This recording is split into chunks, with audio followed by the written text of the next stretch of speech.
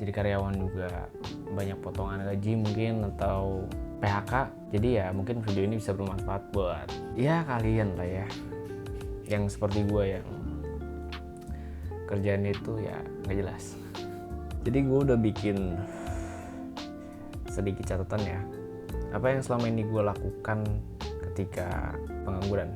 Ya lebih tepatnya sih serabutan lah kerjanya ya. Jadi gue ini memang bergerak pada bidang kreatif ya, kayak desain, lalu editing video atau dokumentasi, wedding, atau ya yang berbau-bau seperti itu gue lakukan. Dan memang ketika sebelum pandemi itu rame dan gue juga merasakan hasilnya memang besar sekali. Tapi ya semenjak pandemi kayak gini ya kalian tahu lah ya kan, PPKM nggak boleh ada yang nikah ya, nggak boleh ada acara-acara seperti itu. Jadi ya bisnis atau usaha seperti ini ya agak sepi sih. Jadi harus berputar otak lah. Bisnis tuh nggak selamanya mulus-mulus aja. Jadi ada naik turunnya gitu. Kayak ya kalian sering dengar istilah roda berputar lah. Cuman mungkin bedanya roda dalam hidup gue itu bentuknya nggak bulat tapi kotak. Jadi susah naiknya. Tapi ketika udah di atas ya susah juga turunnya. Mungkin seperti itu kali peribahasanya ya. Jadi ya bisnis kalau misalkan cuma diomongin ya nggak akan jalan. Kalau misalkan kalian punya ide bisnis itu, terus kalian ngajak teman dan teman kalian mau enggak, mending kalian jalanin aja sendiri deh. Itu daripada nggak jalan kan, karena bisnis diomongin doang tapi nggak ada action sama sekali yang jalan gitu loh. Jadi ya apapun ide bisnis kalian ya coba dulu aja gitu. Kayak yang biasa ada di YouTube tuh kayak jajal dulu aja gitu kan. Jadi jalanin gitu loh. Nggak ada salahnya kan kita coba, ya gagal ya bangun lagi gitu. Mungkin ada kesalahan gitu yang harus kita introspeksi. Dan apa sih jenis usaha yang cocok gitu untuk sekarang. Jadi kayak gini, mungkin bisnis ya, visual dunia kreatif visual itu agak sedikit mandek ya kalau kita nggak kreatif amat gitu di kondisi seperti ini. Seperti wedding kan nggak ada ya, sepi gitu. Terus ya dokumentasi lain mungkin juga jarang ada yang masuk gitu. Dan ada gue nyari kayak di Instagram gitu atau di sosmed kan banyak tuh fotografer atau videografer yang dia menggunakan model temennya gitu yang cantik-cantik atau yang ganteng-ganteng untuk jadi model dia dengan promo foto bayar sekali sepuasnya atau seikhlasnya gitu. Ya sebenarnya sih gimana ya, kayak gitu sih sebenarnya menjatuhkan harga ya. Cuman menurut pribadi gue itu ya sebenarnya sih sah-sah aja. Cuman kasian juga fotografer atau videografer lain yang bergerak di bidang yang sama itu jadi kayak di si anu aja versi kelasnya kok lu bisa mahal banget gitu loh. Ya mungkin karena kebanyakan klien atau customer itu nggak tahu jam terbangnya si yang penyedia jasa, atau mungkin ya lain hal sebagainya gitu. Dan ya ini jadi dilema sih menurut gue ya, karena foto gratis itu atau mungkin kalau sekali gratis besok bayar no problem lah ya kan, untuk mancing atau menarik pelanggan. Cuman kalau misalkan bayar si kelasnya untuk seterusnya ya alat kita kan mahal-mahal gitu kan, kamera, lensa, dan gear yang lain atau equipment yang lainnya itu harganya luar biasa. Jadi ya gimana ya, dilema sih kalau menurut gua. Sebenarnya banyak cara sih untuk menarik pelanggan gitu, cuman gua tuh lebih menghindari itu bayar si kelasnya, karena ya gua takut menjatuhkan harga dari penyedia jasa yang lain gitu. Ya gue enak dapat banyak gitu misalkan, jadi pada ke gue semua gara-gara bayar si kelasnya gitu. Cuman kan kasihan yang lainnya juga gitu. Ya mungkin itu salah satunya jadi freelancer fotografer, mungkin dengan ya bisa fotoin yang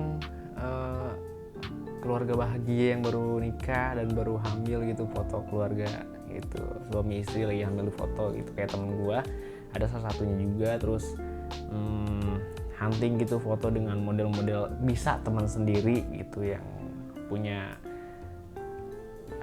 punya fisik yang oke lah gitu untuk bisa menaikkan kualitas dari kreasi kalian gitu. Bisa kayak gitu juga.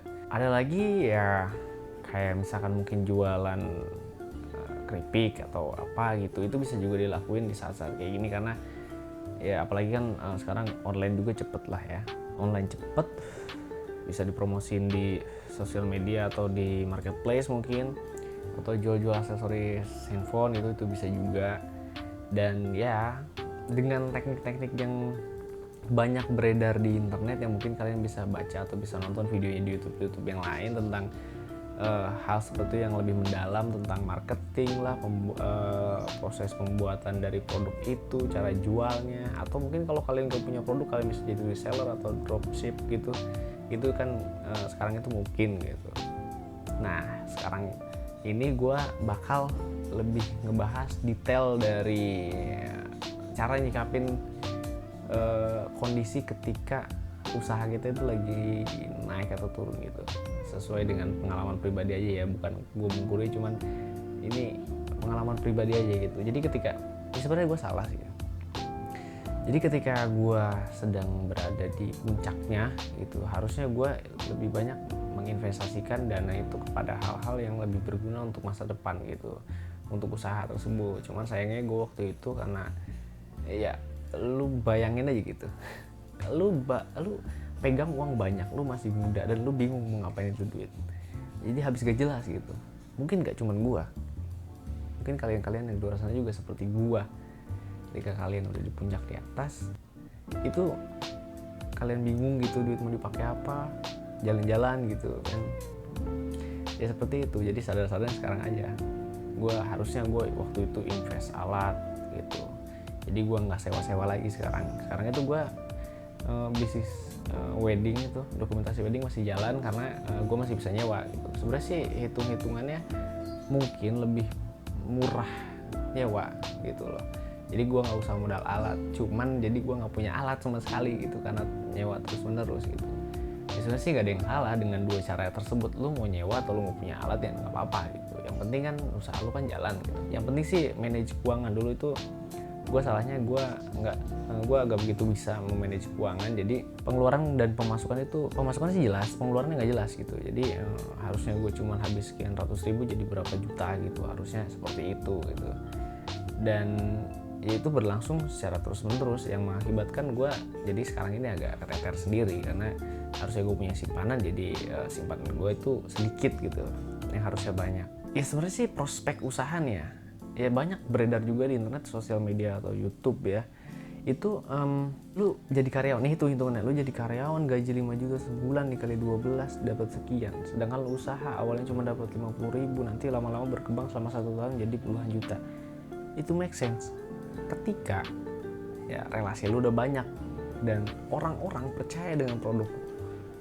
Intinya seperti itu. Itu intinya kepercayaan sih kalau menurut gue ya. Bisa kayak gitu. Jadi lu bisa mengembangkan diri lu ke arah yang lebih baik ketika lu diuji saat lu sedang mengerjakan usaha gitu atau berbisnis gitu. Itu bisa kasih itu. Prospek bagus dalam berwirausaha. Ya gak ada yang bilang juga sih kalau misalnya jadi karyawan itu juga nggak bagus. Jadi karyawan juga ya oke aja sih, karena kan individu masing-masing nyamannya, gue nyaman jadi karyawan gitu, atau yang lain gue nyaman bisnis, gue nggak suka suruh orang gitu ya kan, balik lagi kepada diri sendiri gitu. Jadi gue mencoba untuk membuka mindset kita semua gitu, nggak cuman gue, karena gue juga lagi progres untuk ke arah yang lebih baik lah. Jadi dengan gue nge-share pengalaman seperti ini ya, jadi anak muda zaman sekarang itu lebih berani untuk berusaha gitu atau membuka lapangan pekerjaan gitu untuk orang lain kan. Wah itu luar biasa banget sih kalau menurut gue. Ya mungkin gue juga di video next itu bakal ngebahas tentang yang beredar juga di YouTube gitu, tentang penghasil uang di internet. Mungkin gue akan ngebahas itu, tapi gue sama sekali nggak tertarik dengan kayak gitu, karena pada dasarnya itu tuh cuman ya lu referral gitu, ngajak orang gitu dan lu dapat bonus ketika lu ngajak orang. Sebenarnya sih hanya gitu. Dan ketika lu nggak punya banyak orang yang mengikuti lu, ya lu nggak akan jadi kaya gitu, seriusan. Jadi ya nanti gue akan bahas lah video itu nanti konteks itu di video selanjutnya.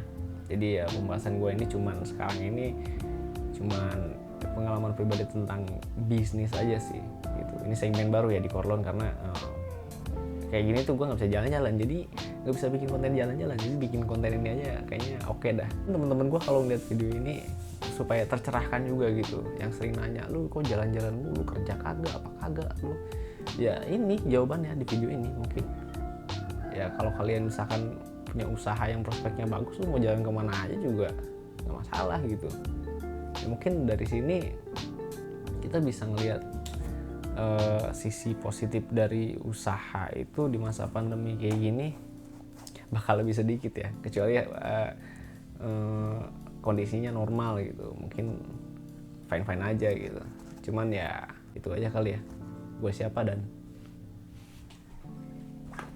sampai jumpa.